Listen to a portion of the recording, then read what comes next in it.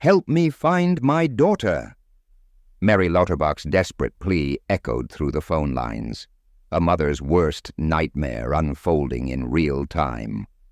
Her daughter, Marine Lance Corporal Maria Lauterbach, had vanished.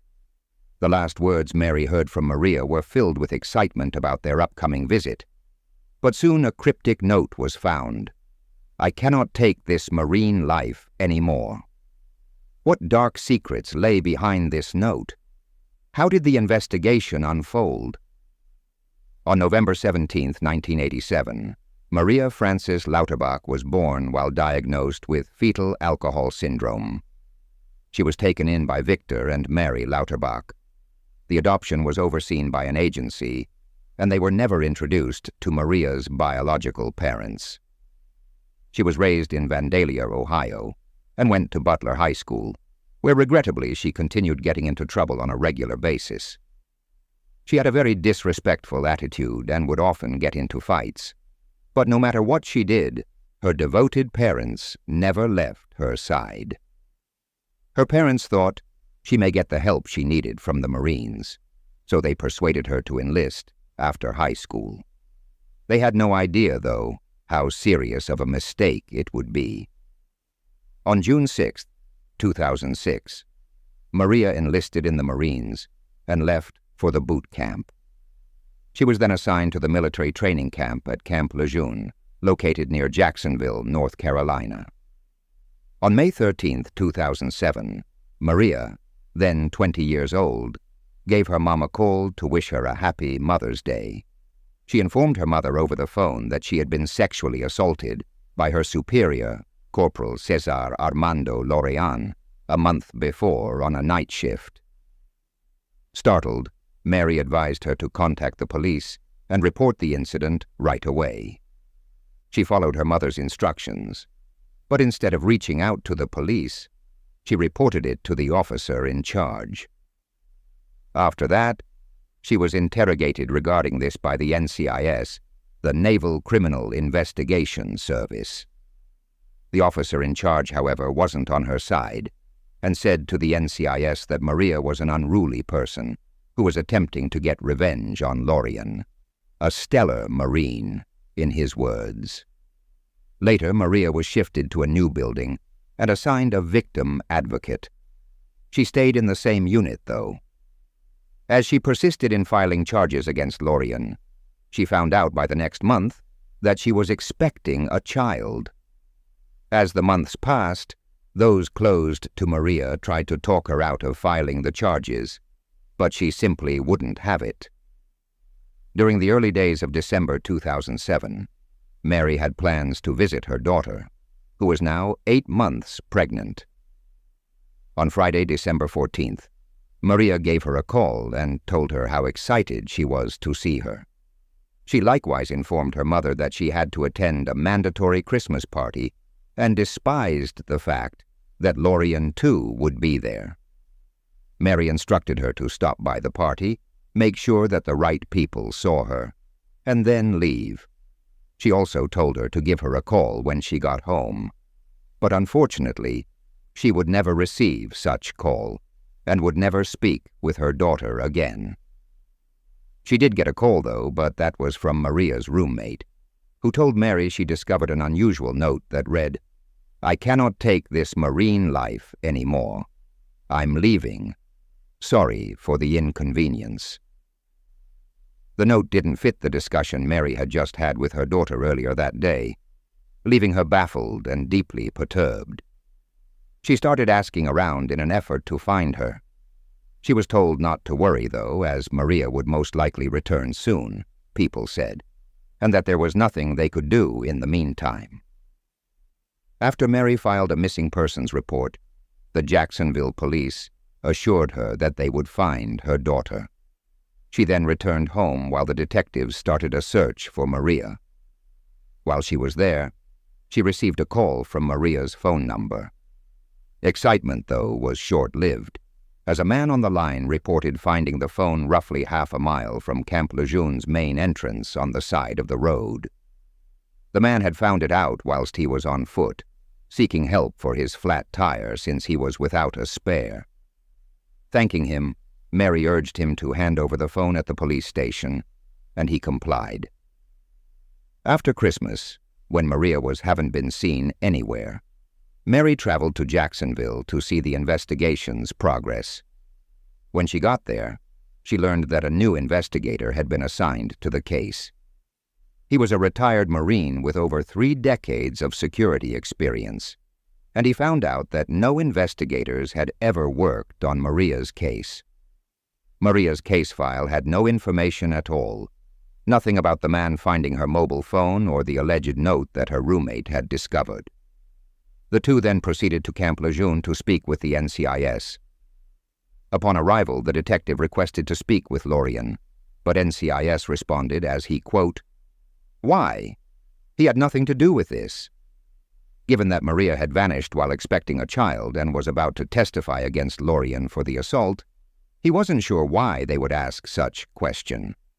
That was probably their reaction, since, when she first reported the incident, they had taken Lorien's side rather than offering her any protection.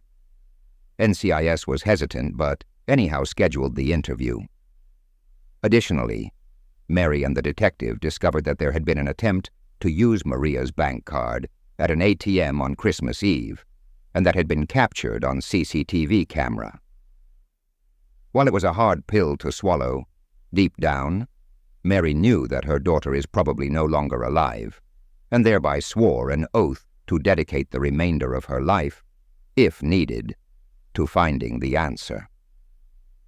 The next month, January 2008, police obtained a search warrant to look through the backyard of Lorien's house in Jacksonville, North Carolina.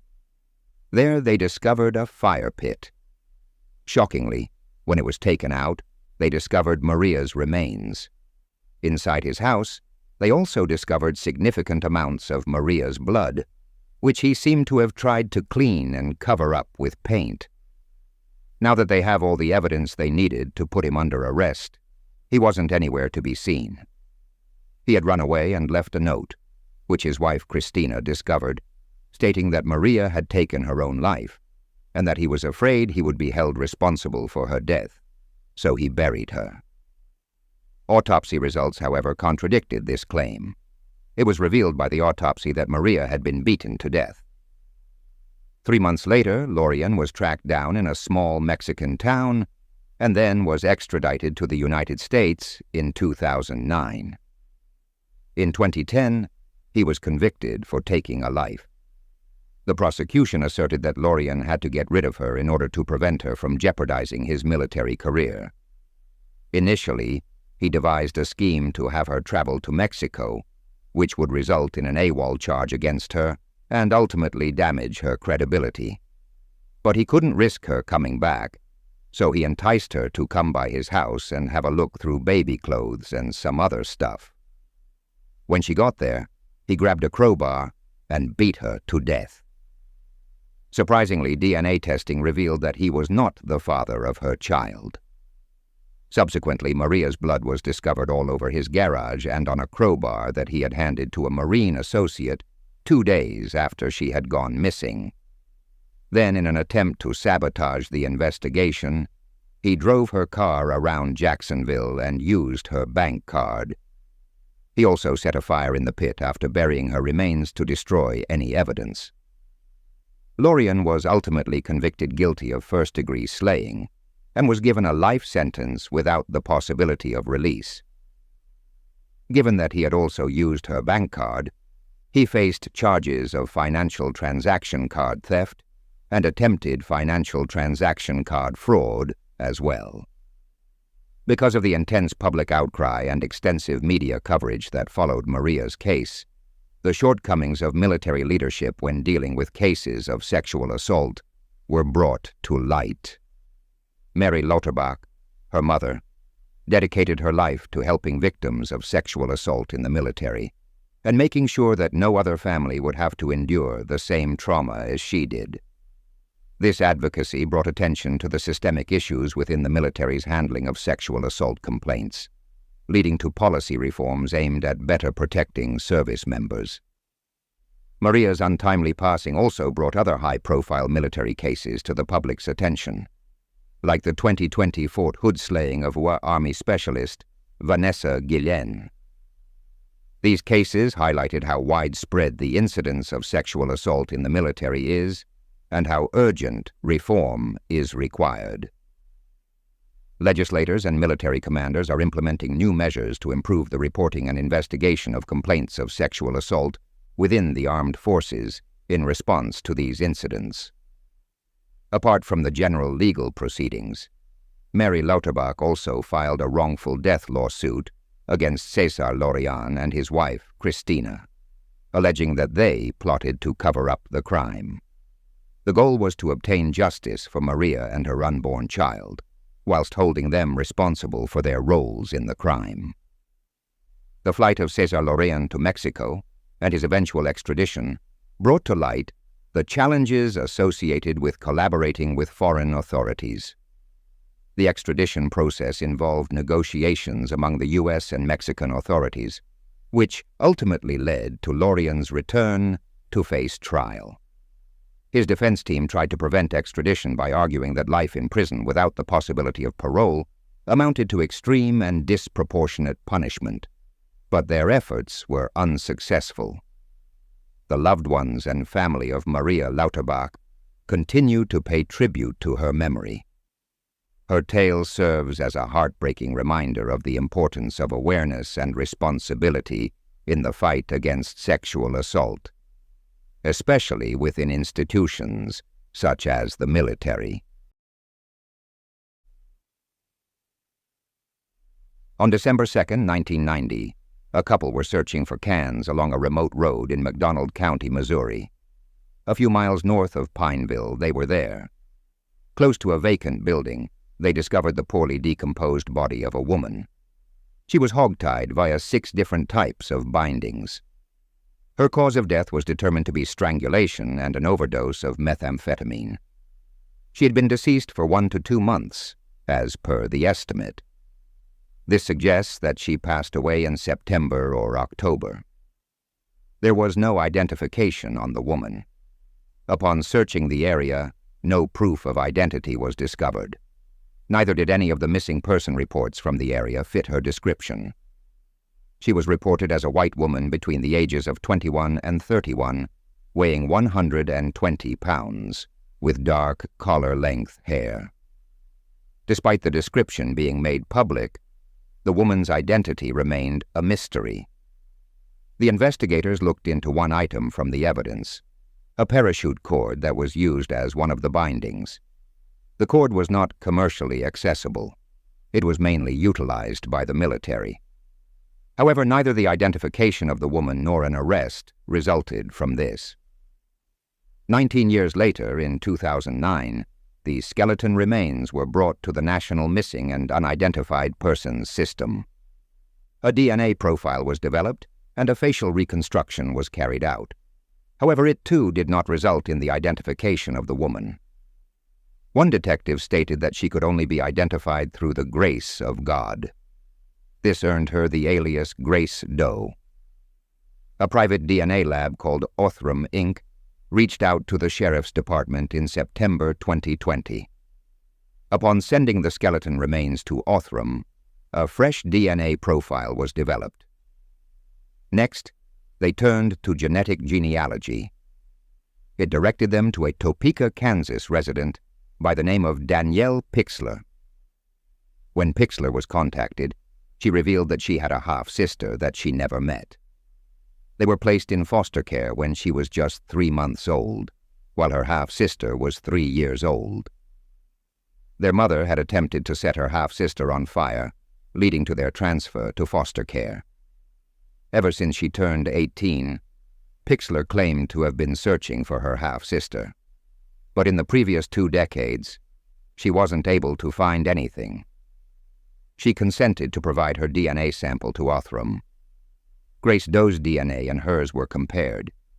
It confirmed that it was indeed her long-lost half-sister, Shauna Beth Garber. Authorities couldn't find any pictures of Garber from her adulthood. Garber was born on March 1, 1968, making her 22 years old at the time of her slaying. For For the majority of her childhood, Garber has been in Kansas's foster care system.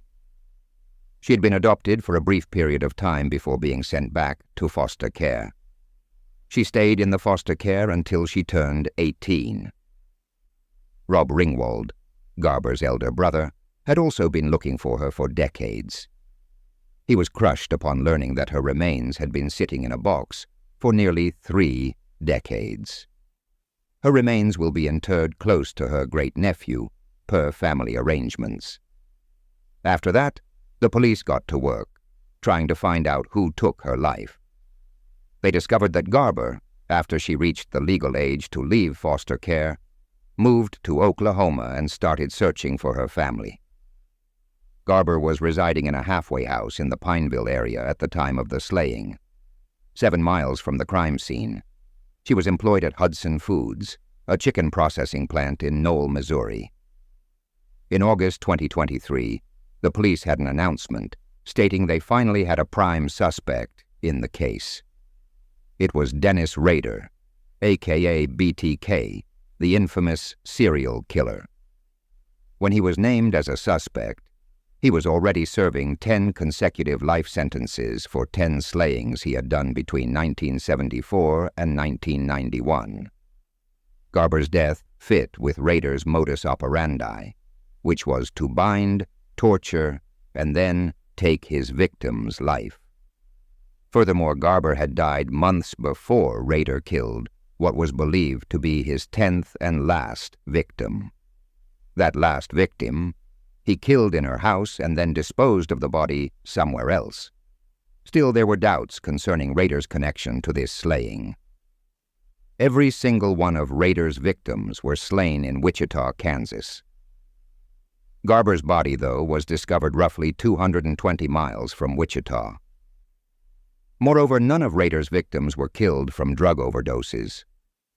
When Rader was eventually apprehended, he remained exceedingly truthful about the 10 slayings for which he had been held guilty. Given that Rader was about to spend the remainder of his life behind bars and had previously admitted to 10 killings, why would he not discuss the killing of Garber? Kerry Rawson, Rader's daughter, assisted with the investigation. However, Rader was ultimately ruled out as a suspect by the investigators.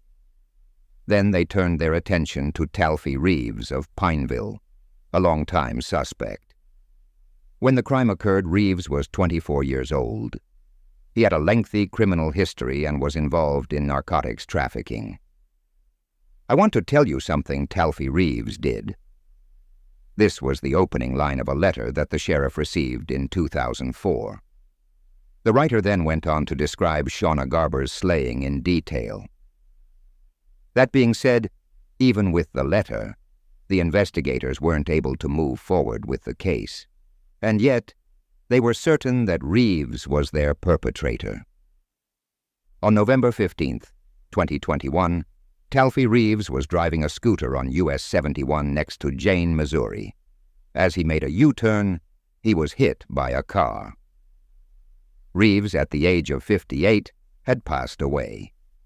He passed away just over 7 months following Shauna Garber's identification.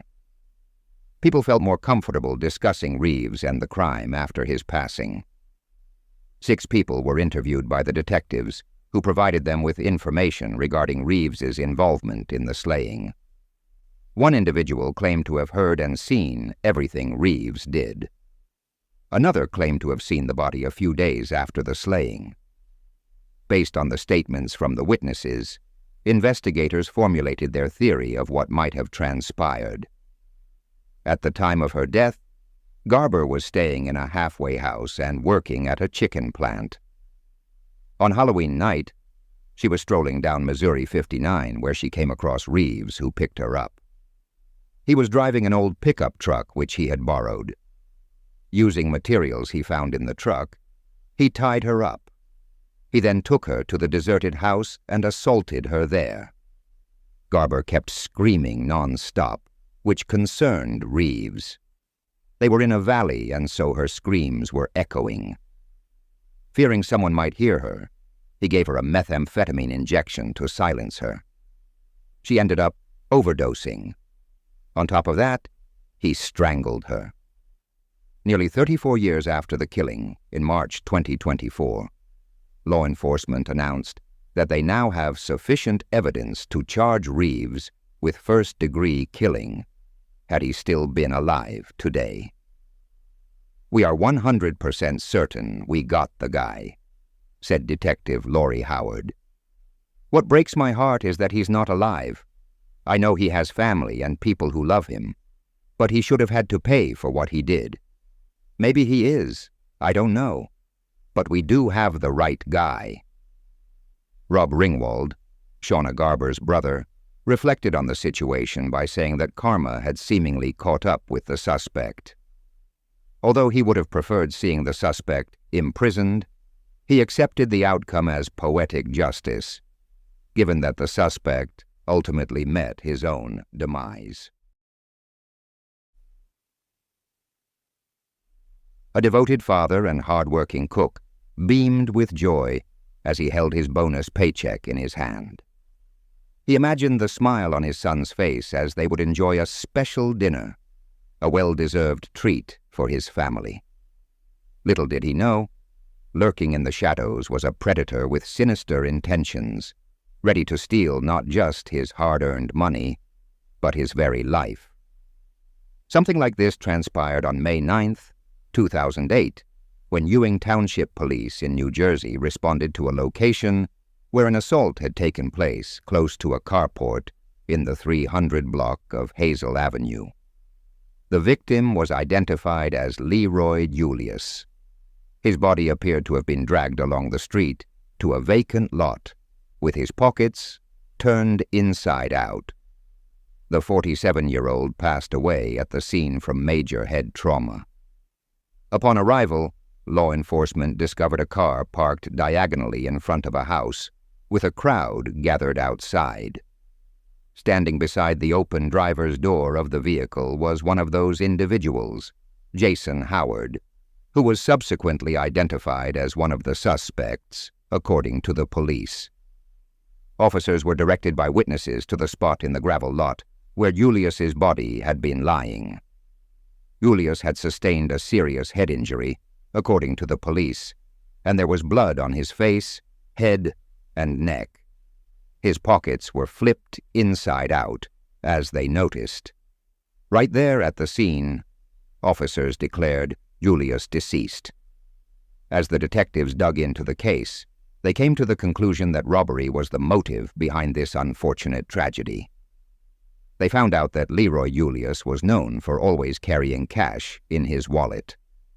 When his body was discovered lying on the ground, it was observed that his wallet was missing. According to the authorities, Julius was attacked in the nearby house's garage carport before being hauled to the gravel lot. Leroy Julious, a cook at the College of New Jersey, had just withdrawn his bonus paycheck and was planning to treat his family to a wonderful meal in celebration. He had used a portion of the bonus money to purchase new clothing, along with other stuff for his son. Near the carport where Julius had been assaulted, witnesses claimed to have noticed an altercation. The heinousness of the incident stunned the neighborhood, which normally remains peaceful. "It was sad and hurtful to know that there's someone out there that killed your brother," said Roger Julius. The case went cold for nearly 15 years, until it was revisited this year by the Mercer County Homicide Task Force in response to new details. Technological advancements allowed the investigators to fully unravel the case when they resubmitted physical evidence, comprising DNA, to the New Jersey State Police Central Regional Laboratory. As per a criminal complaint, Leroy Julius's fingernails contained DNA evidence that was found to be belonging to a 36-year-old Trenton resident, Brayon Goodman. Within the SUV were discovered the victim's blood and medical insurance card. On the day of the incident, Jason Howard, then 41, was spotted standing close by. First-degree slaying charges have now been brought against both men. "I wish my dad was still living. That really hurt him bad," Roger Julius said. For 16 years, the senseless, cruel death of Leroy Julious has gone unsolved, but law enforcement did not forget and did not give up, stated New Jersey Attorney General Matthew J. Platkin in a statement. We hope the charges bring a measure of relief to the victims' grieving loved ones. This long-dormant case was brought to life due to the cooperative efforts of several agencies, which includes the U.S. Marshals, NY-NJ Regional Fugitive Task Force, the Mercer County Prosecutor's Office, and the New Jersey Attorney General's Office of Public Integrity and Accountability. The technological advancements in DNA analysis and the law enforcement agencies involved for their unwavering pursuit of justice were highly commended by investigators. It brings a little closure that they're finally caught, but it's not going to bring him back to us. But it is justice, finally served, Roger Julious stated. For those who knew Julious, his untimely death was all the more painful because he was a devoted family guy who always looked out for his loved ones. A man has been apprehended in Ohio after almost 30 years for his involvement in the 1989 slaying of an elderly woman in Pennsylvania's Lehigh Valley. On January 21, 1989, Rose Hnath, a 78-year-old widow who resided alone, was found deceased inside her home.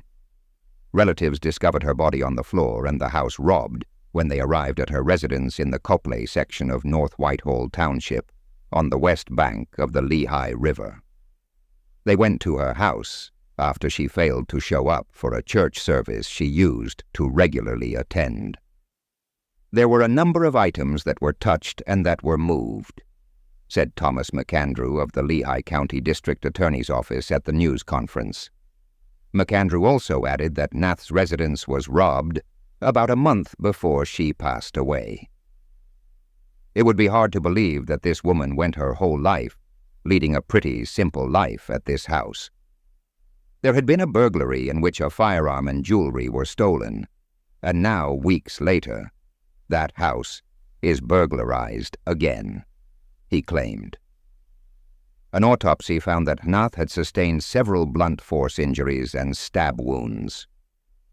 Lehigh County District Attorney Gavin Holohan said in a press release that she had defensive wounds, implying that she attempted to fend off her assailant.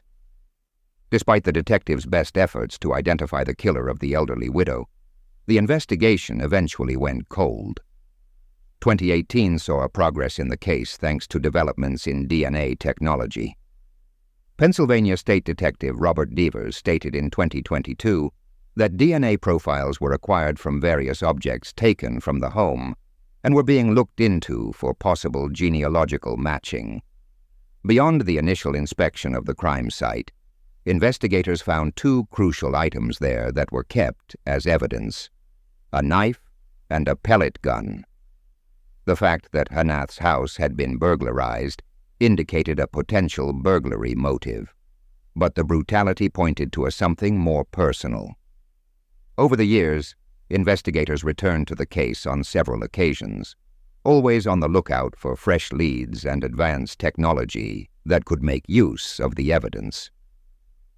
Ultimately, on Thursday, May 16, 2024, authorities declared that they had apprehended the person they believed to be accountable for Hnath's death.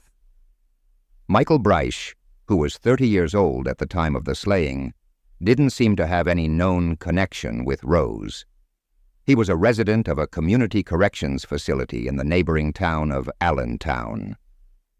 Breisch was apprehended at Wind Gap, Ohio, where he had previously relocated. The arrest was conducted by local law enforcement, acting in concert with agencies from Pennsylvania. He was then extradited to Pennsylvania and was being held without bond at the Lehigh County Prison. Gavin Holohan, the district attorney for Lehigh County, states that taking a life does not come with a free pass. The cases stay around, as do the case files and the investigators' memories. Holohan highlighted the law enforcement's unwavering commitment to providing the victims and their families with justice, no matter how much time had passed. Breisch had previously faced charges of escape and possession of narcotics in 1989, for which, according to court records, he had served 6 months. In 1993, he was reportedly apprehended again in Pike County for breaking and entering. In addition, he had faced charges of robbery, burglary, and aggravated assault. Breisch is only charged with the break-in from the day of the slaying, even though Hnath's house had also been broken into a few weeks before. The investigation was made more challenging by the intricacy of his criminal history. Hnath's family was informed of Breisch's arrest in person, said the authorities, and they expressed relief and satisfaction that an arrest had been made at last. We're at the end of a long investigation that, although it went cold, it was never forgotten, and it was never put aside, Holohan said, reflecting the dedication and resilience of the investigative team. After eluding the authorities for over 2 decades, the man suspected of the 1999 slaying of Blanca Duenas Arella has been captured and extradited to U.S. The Sutter County District Attorney's Office stated that Francisco Arellano was apprehended in Mexico and deemed guilty of slaying his estranged wife, who was discovered deceased in a Yuba City home in 1999, having sustained over a dozen stab wounds. On July 26, 1999, Francisco Arellano was convicted in the case of 32-year-old Blanca Duenas Arellanos. Inside her residence on the 600 block of Queens Avenue, Blanca's body was discovered. The main suspect, Francisco Arellano, allegedly fled to Mexico with their 2 children after Blanca passed away. In the year 2019, detectives got a tip that Francisco has been residing in the Mexican state of Morelos. The Yuba City Police Department, along with the Sutter County District Attorney's Office, collaborated with the Office of International Affairs, seeking extradition for Francisco. He was arrested on June 22, 2022, and on November 18, 2022, he was extradited from Mexico. The district attorney's office testified that Blanca suffered 13 stab wounds to her right leg, arms, and chest. She had 4 phone cords tied around her neck. Prosecutors contended Francisco acted in self-defense, but District Attorney Jennifer Dupré refuted this claim, arguing there is no plausible notion of self-defense in this instance. Sonia, Blanca's sister, stated, "I think my entire family was just in disbelief that the day has finally come." She and her family still speak of Blanca in the present tense. Sonia says that she feels her sister's presence every time she hears a Bee Gees song or sees New York, a city her sister had always wanted to visit. "She's still with us. She is. Just her body isn't here with us." A song would bring back memories of our lives, something she used to say or do, something hilarious that happened at family get-togethers, Sonia remarked. Blanca loved music and spent a lot of time playing and practicing at home when they were kids. She grew up listening to the Bee Gees. She was also naturally talented at sewing and designing. Blanca would have gone to New York to pursue a career as a fashion designer if she was to be alive today. She had many goals and aspirations, but not all of them would come true. "I miss my sister. You know, we would today be going to New York together. He took that away from me," Sonia said. As the years passed, her family grew increasingly frustrated and wanted action to be taken. They were all aware of the perpetrator and were baffled as to why the extradition process was taking so long.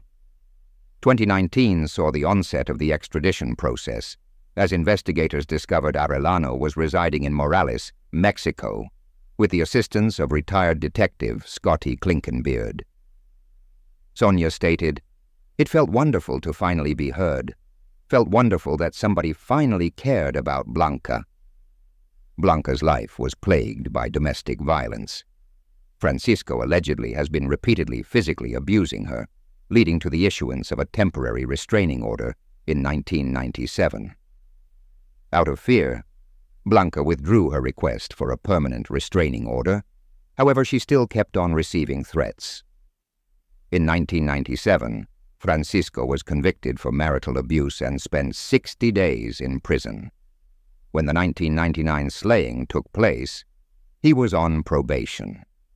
Francisco was set to be sentenced in April 26, 2024, receiving a possible maximum term of 25 years to life in prison. Imagine returning home after a long day at work, eager to see your beloved wife. The house is quiet as you step inside, but something feels off. You call out, but there's no response. As you make your way downstairs, a horrifying sight stops you in your tracks. This is exactly what happened on the evening of Thursday, June 10, 1971. Raymond Scheublin, president of the Lexington Trust Bank, arrived home from his workplace and stumbled upon his wife, Natalie Scheublin, a 54-year-old mother of two, deceased in the basement of their Bedford house.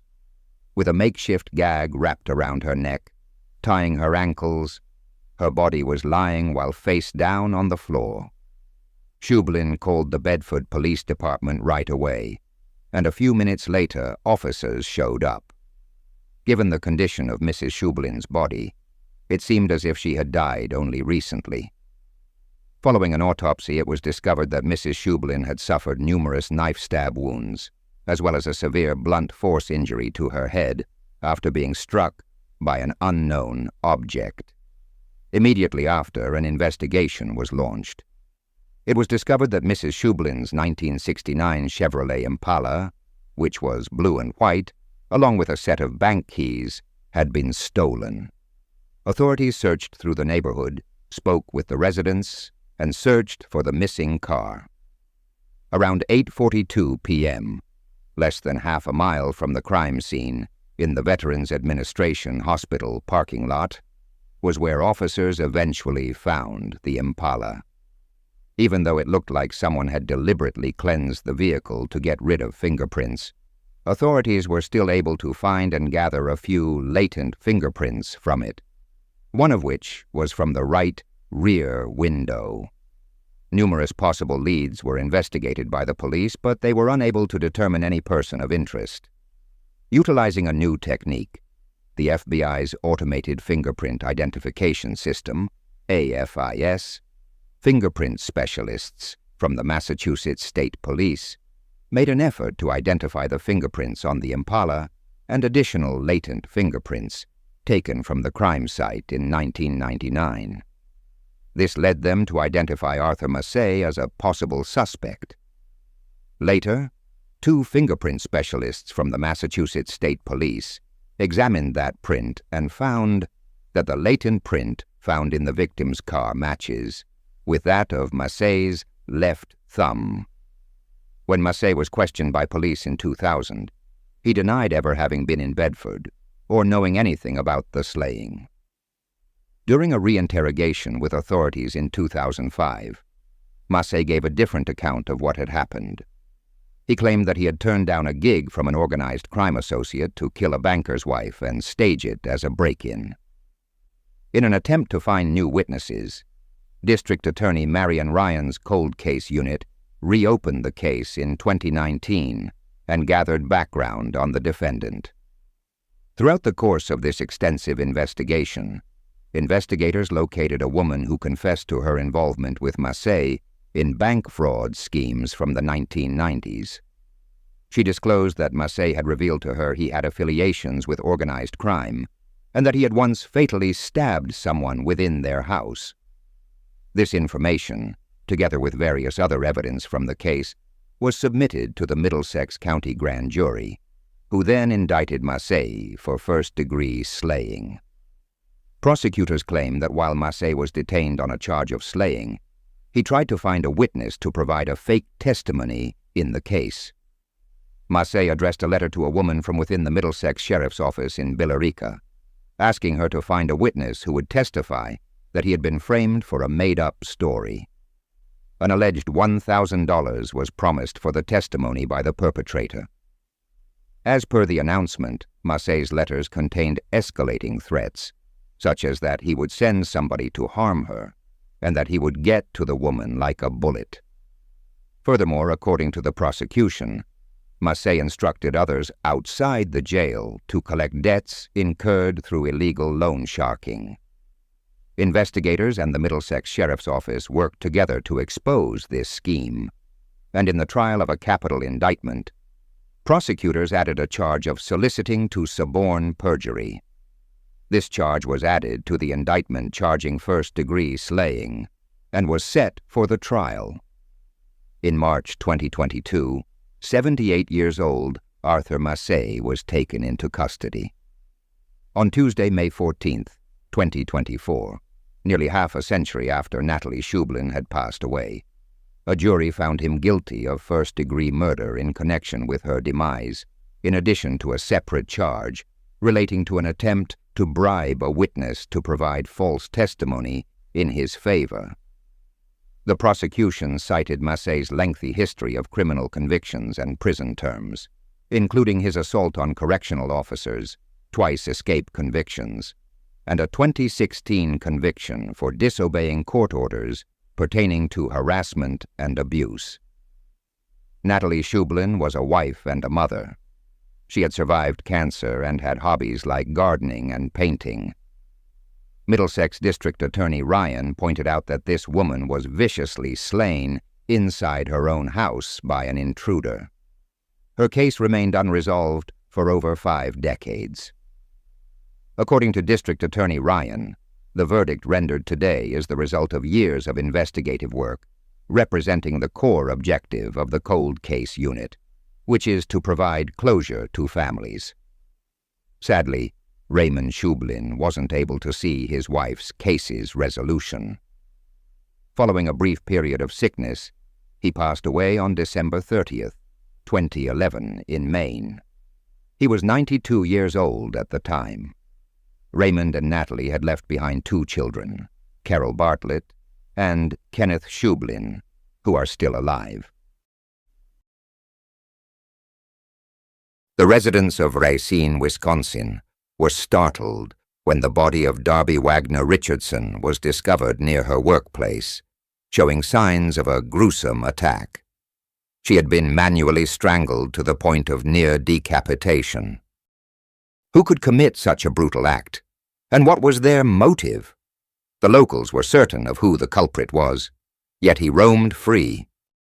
This man had faced multiple allegations of assault and mistreatment, but had evaded conviction. How many more lives had to be stolen before the perpetrator was held accountable? Ruth Elaine Wagner was born in Watertown Township, Blue River, Wisconsin, and moved to Boscobel with her parents. She was raised on a farm in Wisconsin's wild turkey hunting capital and got hitched to her high school lover, Robert Linder. They had 2 kids together, Deborah and Byron. On May 2nd, 1958, Deborah was born in Boscobel. She was wholeheartedly beloved by her grandparents, Bertha and Harry Wagner. They affectionately referred to her as Derby, and the nickname stayed. Darby, who was born barely a year after her teenage parents were married, has had a difficult life from the start. Her dad, Robert Linder, was in the Army. Therefore, the family would frequently have to relocate. He was young back then, and this was the only way he could make a living while also providing for his growing family. Darby never felt entirely home in a particular neighborhood and struggled with making friends until she was nearly 9 years old. In May 1967, her parents had a bitter separation, and her mother eventually moved to Madison.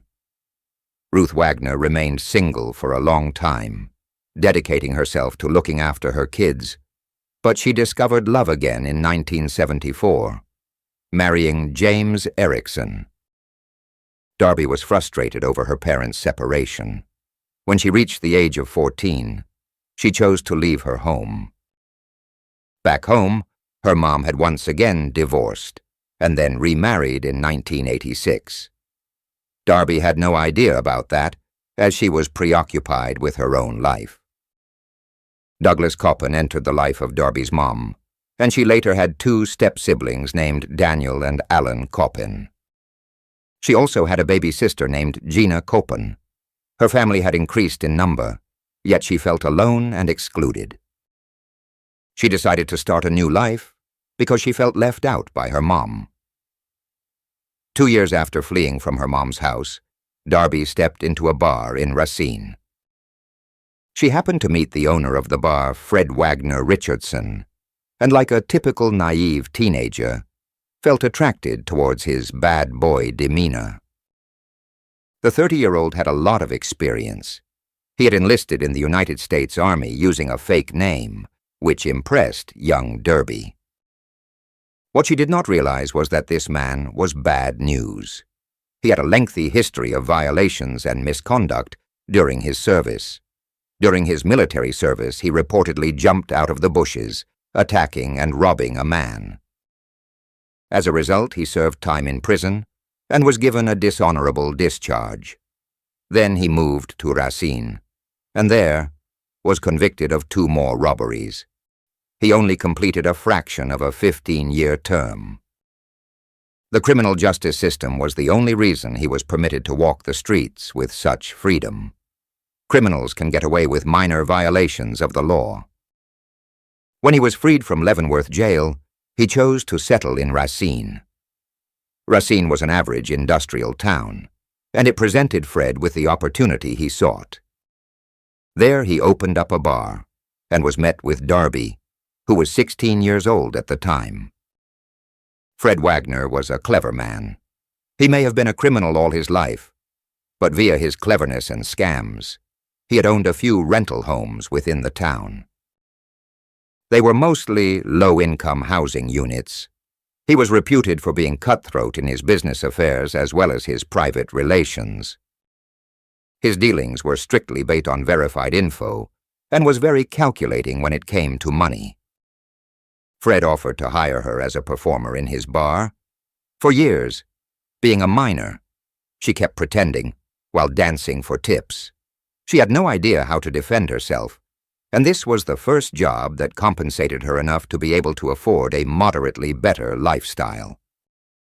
Legally, Fred couldn't have hired her because she was a minor, so he manipulated her and took advantage of her. In exchange for her services, he likewise provided her with a refuge as he owned rental houses. From the very start, he was able to maintain control over her. She considered him her savior, but in actuality, he was just manipulating her. In the year 1979, Darby and Fred were married. They had 2 children, August and Joy Wagner, born in 1980 and 1984, respectively. By that time, Darby had her mom, Ruth, met with her family. Ruth had doubts about Fred from the beginning. Over time, Fred became increasingly dominant in their relationship. Several of Darby's friends and colleagues were aware of the couple's relationship problems. After the couple's first honeymoon time frame, Darby soon came to the realization that she was stuck in an abusive marriage. Whenever Fred got upset, he became too aggressive and dominating. She had been repeatedly abused ever since their marriage, whilst she was a teenager, until she was able to develop her own strength and deal with it. Her friend and colleague Kelly Williams Cherry would frequently babysit the couple's young daughters. Darby spoke with Kelly and others about how Fred used to constantly mistreat her. Finally, in June 1986, Darby mustered up the courage and left Fred. After struggling with years of a troubled marriage, she finally took action. Darby was likewise fast to initiate legal proceedings after receiving advice from friends and lawyers.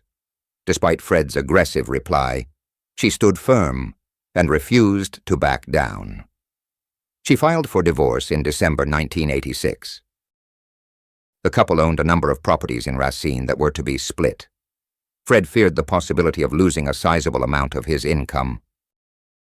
This comprised an alleged 50% of the real estate and 25% of the rental revenue, equal to a total of roughly $250,000. Derby couldn't take the violence anymore and was scared that Fred was going to hurt her. He was not the type to remain silent when it came to money. Eventually, the situation got heated. Derby had no idea how the custody agreement would play out because everything was still quite new. Therefore, she granted permission for Fred to take the girls on alternate weekends. But Fred was vengeful, and he had other plans. On January 21, 1987, Derby was getting ready to take the girls to their father. Fred came there and battered Derby in front of both young girls, aged 3 and 7. They were very frightened. He choked Derby till she passed out. 5 days later, she applied for a temporary restraining order against him. A few weeks later, he was also arrested for battery. Things were quickly getting out of control. She felt like she had to run away to stay alive. Derby worked so hard to improve her life. She was working tirelessly to ensure that her daughters had a good life ahead. She was just 28 years old, so she had a lot of time to think about their future. Derby maintained a busy schedule. She worked as a secretary at the Visiting Nurse Association of Kenosha, while also employed as a security guard for Guardian Protective Services. On weekends, she also worked as a fitness consultant at the Racine YWCA. Lately, she has applied for the position of deputy sheriff in Racine County. She intended to serve for the Racine County Sheriff's Office and eventually become a police officer. She wished to help teenagers who were in desperate situations, as well as women who were in abusive marriages. On March 21, 1987, Derby and Fred, along with their respective lawyers, had a meeting. It concluded in a way which led Derby to believe her life was at risk. Her lawyer agreed and called the authorities, requesting police protection for Derby. Barb Smith, a victim witness specialist at the Racine County District Attorney's Office, helped victims through the judicial proceedings. She recalled assisting Derby when she filed for a temporary restraining order. Smith mentioned that at the time, domestic abuse cases were not subject to obligatory arrest policies. This meant that only authorities were entitled to choose whether or not to arrest the accused. In 1987, victims were to physically go to a police station to lodge a complaint. When Derby reported about the beating, acquiring a temporary restraining order was completely another process. Smith voiced his dissatisfaction with temporary restraining orders. She viewed them as mainly ineffectual and frequently escalating the matter. She remembers telling victims that this would be the most dangerous moment for them. She highlighted that the restraining order might worsen ongoing violence. Smith could clearly recall Derby stating, "It doesn't really matter," as she left. "He's going to destroy me anyway." During that meeting on March 21st, the couple were discussing about the multiple rental estate, as well as the revenue from it that was to be divided. As per the reports, Fred cried and said, "I am very hurt. I am very hurt." He then raised a finger towards her, saying, "I do not like being hurt," as if he was threatening her. He was furious, as the separation was causing him to lose a lot of money from his rental assets. Derby was employed at the Steiberg Engineering at 1600 Gold Street as a security guard for evening duties. She patrolled the interior of the closed building, which was wrapped by a barbed wire fence. Like usual on March 21, 1987, she left her daughters with Kelly, an acquaintance who watches over her kids in her absence. Derby would repeatedly assure her that if Fred was to ever come, she would never allow him anywhere near her daughters. Kelly was the only person she trusted with her daughters, while she would go to work various jobs to support her family. This was roughly 12 hours after her dreadful sitting with Fred. Despite being deeply distressed, Derby had to keep going. Darby would typically check in with her firm around 1 a.m. That night, however, she didn't do it. The firm became suspicious when they noticed she was not answering and could not be found anywhere. At about 1:30 a.m., when the Stieberg Engineering's management was unable to find her, they contacted the police. Police arrived at Stieberg and launched a search for her and her vehicle, a Pontiac Sunbird. Nevertheless, they were unable to locate her. 7 hours later, around 8 o'clock in the morning, a policeman saw Darby's car. It was parked in an alley off 1546 Layard Avenue, just north of Stieberg Engineering. Everything seemed to be fine now, except for one disturbing detail. Blood dripped through the drainage holes from her vehicle's trunk, running down the sidewalk. Once they opened the trunk, they discovered Darby's dead body. She was fully unclothed and her mouth was sealed with white duct tape. Her throat and wrists had fatal slash marks. Her neck wounds were so deep that she was almost beheaded. Within the course of the following 24 hours, her clothing was discovered scattered over the street. Her tan uniform, security badge, and a shoulder patch from her uniform, as well as a brown shoe, were discovered. A man residing on Island Avenue discovered her ID and some other documents. The following morning, a newspaper delivery guy discovered her appointment book along the intersection of Spring Street and Highway H. Furthermore, the authorities found a set of black and red bolt cutters at the crime site. DNA analysis was still somewhat new, but all the evidence was carefully stored just according to the standard procedure. The coroner disclosed some unsettling details, which were going to construct an impression of what really transpired. When the body was discovered, Darby was still wearing all her jewelry. Therefore, she wasn't a victim of a robbery. This was eliminated as a motive. Moreover, there wasn't any indication of an assault. A forensic pathologist conducted a detailed examination. He stated that the injury to Darby's head was inflicted via bolt cutters. Investigators found out that the perpetrator gained access to the Stieberg Engineering's premises by cutting through a section of the chain-link fence at its east side. Photos from the crime scene showed a shoe print on the premises with a pointed toe that resembled a cowboy boot. Detectives then determined that this matched with the shoes that somebody she knew would use to wear. Darby had a habit of taking her girls' clothes with her to work for washing. She would routinely park her car next to the cafeteria's door to make it easier to carry the laundry basket back and forth. So the assailant likely waited for her there and, whilst she was passing by, took her by surprise. Additionally, her jacket was discovered with its sleeves inside out, indicating that somebody had tried to grab her from behind, according to an inspection. Darby struggled, was able to free herself, and ran towards the office close by, where marks on the door showed she had locked herself inside. They noticed denim marks on the door.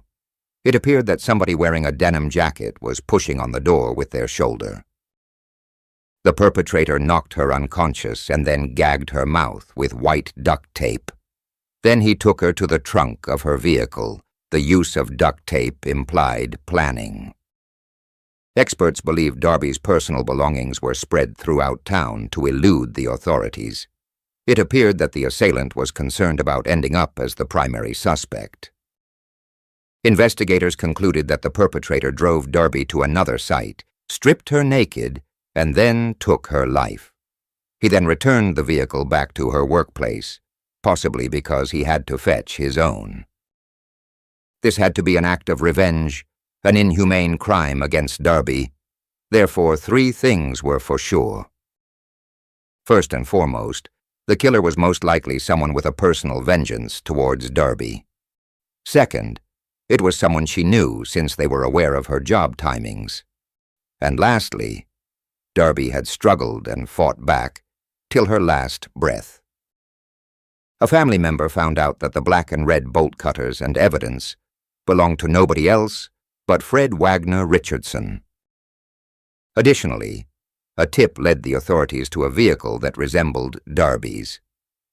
During the night of the tragedy, it was reported to be seen outside Fred's residential property on State Street.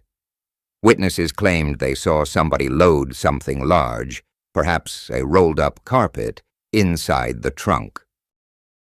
Proceeding quickly, the police carried out a search warrant for the location, but they were unable to acquire sufficient evidence to charge her ex with the homicide. Meanwhile, Fred kept on insisting that he was innocent. During the investigation, investigators gathered evidence from both Steiberg Engineering and the area where Darby's vehicle was found.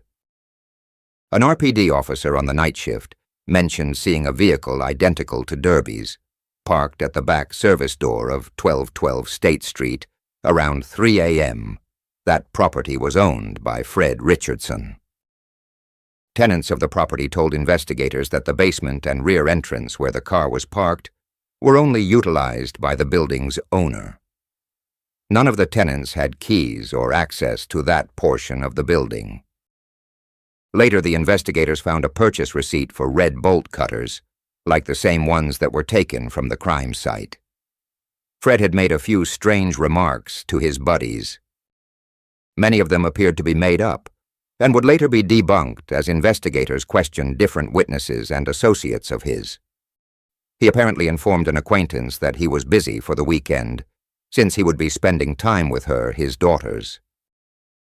That weekend, it was supposed to be Darby's turn to have the kids, so lying about it didn't make any sense. What exactly did he wish to hide? When another friend asked for a meetup, he turned him down, saying he had been feeling unwell and planned to be in bed all weekend. Darby's brother, Brian Linder, stated that Fred was the only person with the intent to hurt his sister. Ruth Wagner, her mother, along with all of her loved ones, at multiple times, requested the law enforcement to investigate Fred. Darby's mother was deeply affected by what happened. Ruth was looking forward to the divorce. As Darby had finally gotten out of an abusive marriage and was ready to move on with her life, but now her granddaughters were deprived of the mother's love, whilst the guy, who she knew was responsible for her death, was still at large. At first, Ruth took in the two young girls, but Fred eventually filed for custody. After a protracted legal battle that lasted 2 years, he won the custody of his girls. Ruth, on the other hand, wasn't someone to stand by and do nothing, so she became an advocate for victims' rights legislation in Wisconsin. She got occupied with work as an accountant, real estate agent, and prison guard as well. From working as an office manager to a tax collector for the state, she had a great deal of experience. She did everything she could to keep herself busy and avoid having to deal with the pain of losing her daughter. She often asked the authorities to reinvestigate her daughter's case and find the answer. Days grew into weeks, weeks became months, and months eventually gave way to years. A decade had passed since the horrifying incident in the industrial alley, yet the case stayed cold. In the hopes of encouraging law enforcement, her mother commemorated her 10th anniversary. Whenever her daughter's case gained attention, the police department was met with calls and a few leads that led nowhere. Ruth planned a public vigil to raise awareness about the case.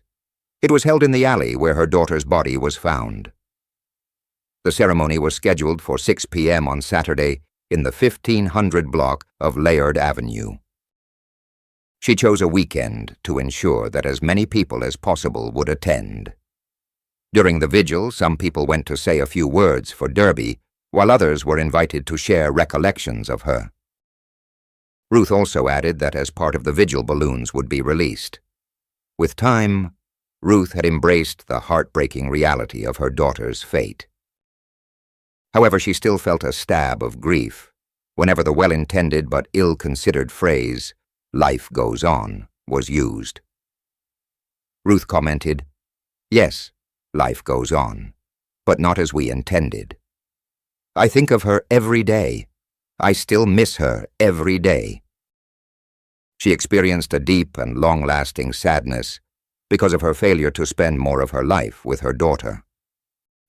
Derby was resilient, self-sufficient, and determined to provide a better life for her two girls. Ruth hoped that the publicity surrounding the vigil would jog a memory. Perhaps someone would see Derby's picture on the TV and remember who she was. Or maybe they had seen Fred. Maybe someone will come forward with information. For the Racine Police Department, it was an excruciatingly obvious knowledge. They were well aware that Fred was a potential suspect, but they could not do much about it. Fred had already left Racine by that time. He had relocated to the southwestern Philippines. There, he got married once again, to a woman named Lola. His daughters grew up there beside him, and he lived a happy life. He went on to have even more children and grandchildren, one of whom he would have shared with Derby. August Wagner's daughter never got to meet her beloved grandma, and was also separated from her great-grandmother, Ruth. Fred, through his lawyer Domingo Cruz, repeatedly denied having any sort of involvement in her slaying. Cruz disputed the investigation's attention on his defendant as well, claiming it was motivated by a desperation to make an arrest. Cruz kept on legally representing Fred throughout the investigation. He expressed criticism towards the authorities for their rushed attempt at accusing his client. He believes they have overlooked other leads that might have pointed them in the direction of the actual assailant. Her adolescent girls grew up without Derby and Ruth and knew just Lola and Fred. They were under the impression that their father was wrongfully accused. At the age of 69, Ruth had retired, but she kept volunteering and going to support groups. She died in 2022, while Derby's case remained unsolved. Even so, she had made it clear in her last wishes that she wanted everyone to wear bright colors, or their favorite colors, at her burial. Instead of flowers, she asked that donations be made to the Women's Resource Center, the Bethany Apartments in Racine, and Madison's Domestic Abuse Intervention Services. Derby's loss in some ways made her a voice for the voiceless, yet even after she passed away, Fred's ominous remarks would remain on her memorial web page. "Karma has a way of leveling the playing field," he commented harshly. Officers teamed up with a documentary crew in 2024 who wished to investigate the case more thoroughly. Fred was once again in the United States, and they paid him a visit. Fred was 82 years old and had to use a wheelchair. Officers were led in by Fred's new wife, but Fred refused to speak with them. Alphelion, the initially assigned investigator working the case, went over everything again and from a different angle. He found nothing new. In spite of this, the team thought they had enough evidence to submit the case before the DA's office. Derby's brother, Brian Linder, said that their mother would have been pleased. Earlier in 2024, Racine PD received intel that Fred, a convicted felon, was illegally in possession of weapons. They were granted a search warrant for his rental houses. On March 28, 2024, investigators searched Fred's residence. They confiscated 4 handguns and 2 tasers. They also noticed a set of bolt cutters similar to the ones discovered at the crime scene in 1987. It was similar to the ones he purchased a month after Derby's slaying. It wasn't permitted for him to have access to weaponry. In response to these findings, an arrest warrant was granted. Within the same day, Fred was apprehended from one of his properties. He was charged with first-degree murder with intent, 4 counts of possession of a firearm by a convicted felon, and 2 counts of possession of electronic weapons. At the age of 82, Fred might spend the rest of his life behind bars. After 37 years, just would finally be served for Darby. The Racine Police Department conducted a press conference on April 5th to deliver the news. On Wednesday, April 10, 2024, Fred entered a not guilty plea in Racine County Circuit Court. He is believed to be innocent until proven guilty beyond a reasonable doubt by the legal system. Prosecutors requested for $1 million bail for Fred. The court commissioner authorized $50,000 in cash and a $50,000 signature bond. Fred paid the $50,000 in cash and then was released. Racine County District Attorney Patricia Hansen highlighted the significance of linking Fred and his possessions to the incident and its time. Investigators stated that there weren't any substantial new breakthroughs in the investigation, but did emphasize a recent shift in approach by two officers. District Attorney Patricia Hansen claimed that there was sufficient circumstantial evidence to move forward with the court proceedings. She underlined the importance of presenting the evidence before the court. Darby's family voiced an appeal for justice. They acknowledged the impact the circumstances had made on them. When press organizations came knocking on his door to want an interview, Fred remained silent. District Attorney Hansen was concerned that he might run away considering his connection with the Philippines. Therefore, he was required to hand over his passport. Darby's brother voiced his dissatisfaction with the system while yet expressing a sense of relief. Ellie Schmidt, Darby's aunt, stated, "I know I speak for the entire family when I express my heartfelt gratitude for all those who made it possible for us to be standing here today." She also mentioned that ideally, my sister Ruth should be the one standing here. She fought so hard and for so long for justice in her daughter's case. Todd Lauer, a Racine County investigator, stated that we have frequently asked ourselves the question, why not years ago? The case was always there. We were able to lay it out in such a way that we believed that it was a common-sense case, and it was ready to be presented to a jury for their verdict. Racine is a small town, and they weren't equipped with the means to do further detailed investigations and follow-ups. Additionally, they were aware that a grand jury would require more evidence than they previously had. Yet all of their evidence led to Fred. He had the means, the motive, and the opportunity to take her life. Justice has been delayed for a long time, 37 years. Fred was able to marry a second time, have a son with his new wife, and witness his grandchildren. Darby never had the opportunity to have any of these, since her life was cut short for the sake of his revenge. A status conference is held on July 12, 2024. After decades of elusive justice, the disturbing case of Darby Wagner Richardson remains a haunting reflection of the challenges within our criminal justice system.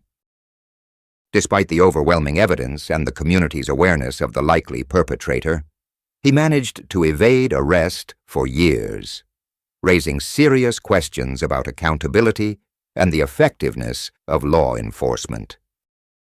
Why do you think it took so long for the authorities to act, despite the clear trail leading to the suspect? Could this delay in justice be attributed more to systemic failures within our legal frameworks, or was it a matter of insufficient resources at the time?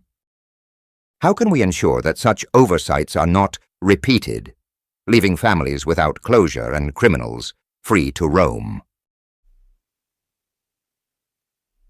A woman called the Colorado Springs Police Department on February 7, 1977, at around 11:21 p.m., reporting what she believed to be a homicide in the 5400 block of North Nevada Avenue in Colorado Springs.